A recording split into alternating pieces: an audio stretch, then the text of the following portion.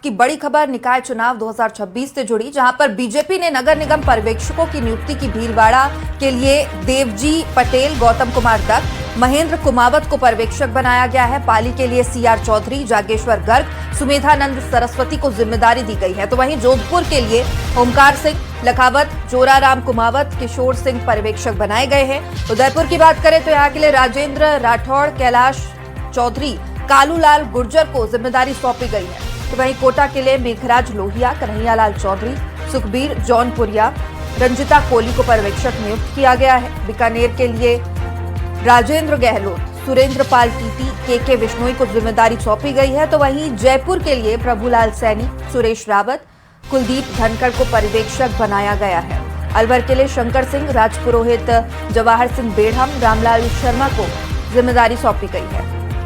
और हमारे सहयोगी अरबाज अहमद ज्यादा जानकारी के साथ इस वक्त जुड़े हुए हैं।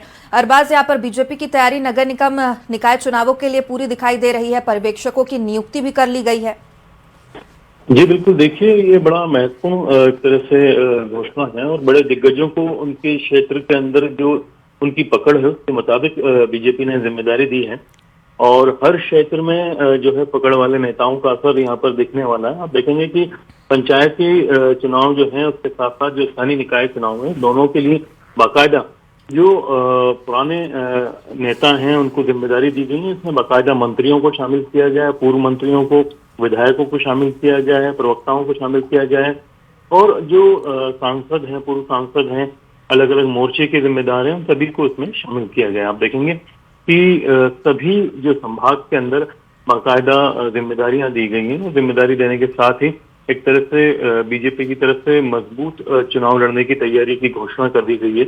आप देखेंगे चाहे किसान मोर्चे की बात हो, चाहे ओबीसी मोर्चे की बात हो, चाहे धरोहर संरक्षण समिति के जिम्मेदारों की बात है, तो हर तरफ कोशिश ये की गई है कि हर वर्ग के जो जिम्मेदार और रसदार नेता हैं उन्हें अपने अपने क्षेत्र के हिसाब से जिम्मेदारियां दी जाएं और कहीं ना कहीं आप ये मान करके चलिए कि इसका असर जो है काफी हद तक चुनाव में और उसके नतीजों में देखने को मिलेगा और ये एक तरह से बड़ी जिम्मेदारियां जो है डिस्ट्रीब्यूट की गई हैं हर संभाग के अंदर। जी बिल्कुल अरबाज, तो यहाँ पर समीकरण सटीक बैठाने की कोशिश की गई है और एक तरीके से यहाँ पर बीजेपी पूरी तरीके से अब निकाय चुनाव के लिए तैयार दिखाई दे रही है। क्या बीजेपी कार्यकर्ताओं के अंदर इसे लेकर पूरी तरीके से संतुष्टि है? क्योंकि कहीं ना कहीं जब भी लिस्ट जारी होती है नाराजगी कहीं ना कहीं देखने को भी मिलती है।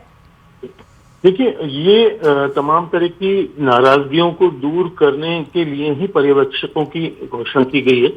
पर्यवेक्षक में काफी अनुभवी और जिम्मेदार नेता है। आप ये मान करके चलिए कि प्रभुलाल सैनी, सुरेंद्र पाल सिंह टीटी, कुलदीप धनखड़ और खुद जो भी मंत्री हैं जवाहर सिंह बेढ़म, अरुण चतुर्वेदी जैसे दिग्गज नेता, हीरालाल नागर जैसे मंत्री, देवजी भाई पटेल जो कि सांसद, पूर्व सांसद हैं, तो ये लोग कहीं ना कहीं तमाम तरह की नाराजगियों को दूर करने के लिए एक तरह का मैसेज है पार्टी का कि जिम्मेदार लोग जिम्मेदारी से काम करेंगे, किसी के साथ नाइंसाफी नहीं होगी। जो लोग आएंगे वो पूरे पार्टी के प्रोसेस और ट्रांसपेरेंट तरीके के जरिए उनको मौके दिए जाएंगे और ये बिल्कुल। बहुत शुक्रिया जानकारी के लिए।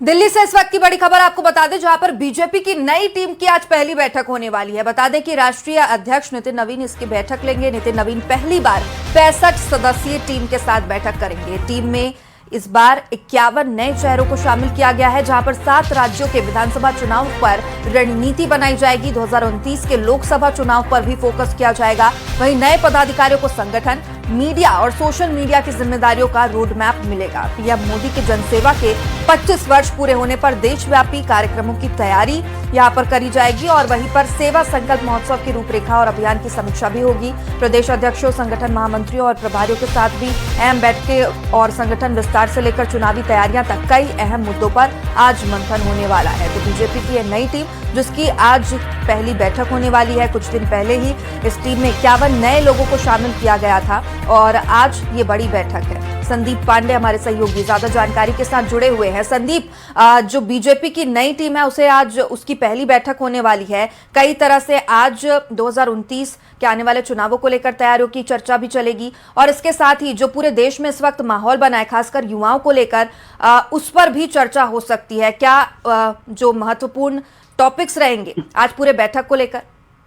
बिल्कुल, बीजेपी की आज महामंथन होगा, क्योंकि बीजेपी में लगातार आज दिन भर बैठकों का दौर जारी रहेगा। पहली बैठक नई टीम के साथ होगी। अभी हाल में ही बीजेपी की राष्ट्रीय टीम घोषित हुई थी। ये 65 सदस्यीय टीम है, जिसमें 51 नए चेहरे शामिल किए गए थे और ये बैठक राष्ट्रीय अध्यक्ष नितिन नवीन लेंगे। पहले तो जो नए पदाधिकारी हैं उनका एक दूसरे से परिचय होगा, साथ ही जो पद दिए गए हैं उनका दायित्व क्या है, किस तरीके से आगे काम करना है, कौन सी रणनीति के साथ काम करना है, पार्टी के कौन से कार्यक्रम है, उन्हें ये जानकारी दी जाएगी। वहीं 12 बजे दूसरी बैठक शुरू होगी, जिसमें प्रधानमंत्री के सार्वजनिक जीवन के 25 साल जो पूरे हो रहे हैं उसको लेकर देश भर में कई कार्यक्रम संचालित किए जाने हैं कि केंद्र सरकार द्वारा क्या क्या योजनाएं चलाई गई हैं जनहित में, उसको लोगों तक पहुंचाना, एक तरीके से सेवा के तौर पे ये कार्य संचालित किए जाने हैं। इसको लेकर भी पार्टी की आज रणनीति बनेगी। वही शाम को 6 बजे से बैठक होगी, जिसमें पार्टी के सभी राष्ट्रीय अध्यक्ष, सभी प्रदेशों के